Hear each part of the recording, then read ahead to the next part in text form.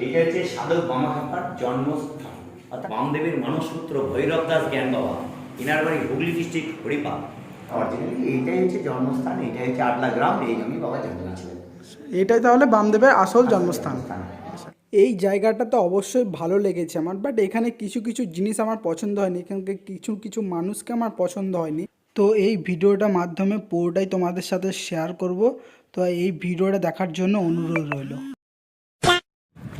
Guys, কেমন আছো সবাই? আশা করি সবাই ভালো আছো। তো আমি আবার চলে এসেছি নতুন একটা ফ্রেশ ব্লগে।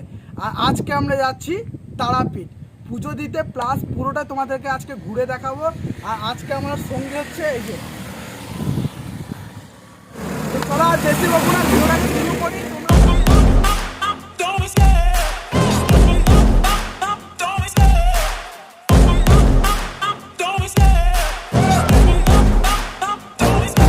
I love the chase and the hunt, and I set the pace when I'm running. I always take what I want and I always give it 100. Don't need a bank, no I'm funded. The game like it's nothing, I'm always thinking for something. Don't take for granted, stay humble. Now wake up, it's time to look at the enemy. Look in the mirror if he is no enemy.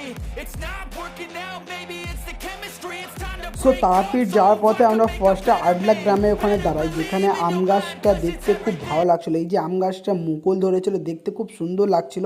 ওখানে আমরা কিছু photo click করার পর এখন চলে এসেছি বামদেবের ভিটে, যেটা নিয়ে হচ্ছে নানান রকম রহস্য, যে এটা আদৌ বামদেবের ভিটে কি নয়। তো সেখানে আমরা আজকে এসছি, তো এটা আজকে পুরোটা তোমাদেরকে ঘুরে দেখাবো।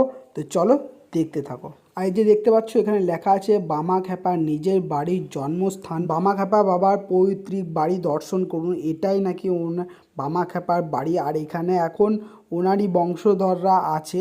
তো এটাই আমরা পুরোটা আজকে তোমাদেরকে ঘুরে দেখাতে চলেছি। আর এটা হচ্ছে বামাখ্যাপার একটা মন্দির। তো চলুন ওনাদের মুখে আমরা কিছু কথা শুনি। এই মন্দিরটা তৈরি করেছিলেন 1359 সালে হরিপাল থেকে, হুগলি ডিস্ট্রিক্টে হরিপালে ভৈরব জ্ঞান বাবা। জ্ঞান বাবা এই মন্দিরটা প্রতিষ্ঠা করেছিলেন, আর এই জায়গাটা দান করেছিলেন বামাখ্যাপার ভাইয়ের মেয়ে অন্নপূর্ণা দেবী। এবার জ্ঞান বাবা যেহেতু হরিপাল থেকে, হরিপাল বাড়ি, সেহেতু ওর নিত্য পুজো করার ওর পক্ষে সম্ভব ছিল না, কারণ হরিপালে ওর নিজস্ব একটা আশ্রম আছে, তেলিখানা আশ্রম। সেই পূজার দায়িত্ব পায় খরুন গ্রামের কেষ্টগোপাল চট্টোপাধ্যায়। বামদেব যেহেতু স্বয়ং দেবাদিদেব মহাদেব, সেই জন্য এই বামলিঙ্গ রূপে প্রকাশিত শিব প্রতিষ্ঠা করা হলো, যে শিব কিনা যার কোনো গৌরীপদ নেই। বামই হচ্ছে স্বয়ং দেবাদিদেব মহাদেব।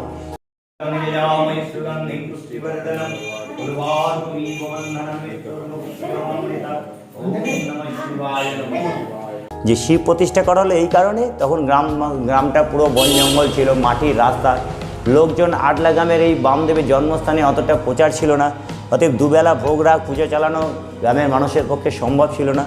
সেই জন্য ভৈরব দাস, জ্ঞানানন্দ এবং আমাদের গ্রামের ভট্টাচ বাবারা তারা সিদ্ধান্ত নিল, বাম হচ্ছে স্বয়ং দেবাদিদেব মহাদেব, একটা শিবলিঙ্গ বসালে যে কোনো ব্রাহ্মণ একটা বেলপাতায় একটু জল দিতে পারবে।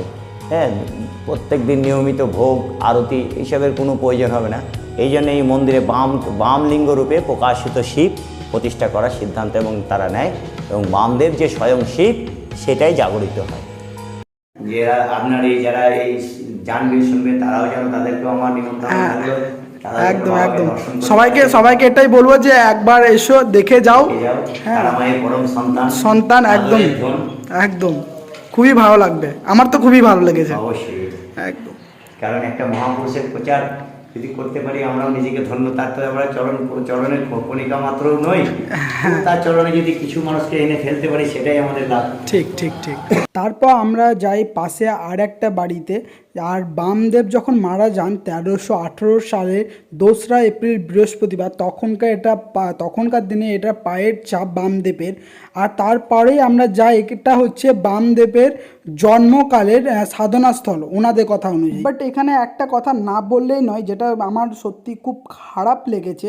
জায়গাটা সত্যি খুবই ভালো, আমার জায়গাটা খুবই ভালো লেগেছে। বাট এখানকার কিছু কিছু মানুষ ওই যে হয় না, মানে পয়সা, এখানে সত্যি কথা বলতে গেলে পয়সা রোজগারের একটা ব্যাপার হয়ে গেছে, পুরোটাই ব্যবসার একটা জায়গা হয়ে গেছে।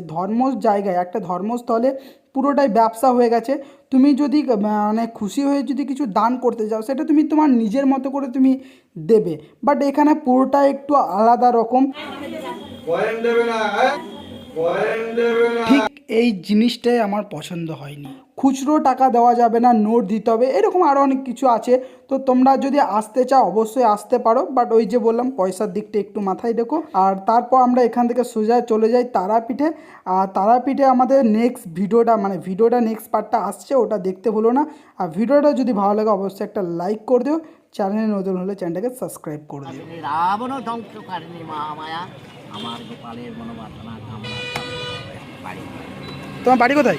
বাড়ি এখানে আটলা গ্রামে বাড়ি রে এখানে বাড়ি? আচ্ছা আচ্ছা, কে আছে বাড়িতে? কে আছে? কে কে আছে? পরে আমি সংসার আছে, সংসার আছে? আমার বউ আছে, আমার দুটো বৌমা আছে, আর দুটো লাঠি আছে। তাই নাকি? বাহ, আছে বেশ আসছি, হ্যাঁ আসছি।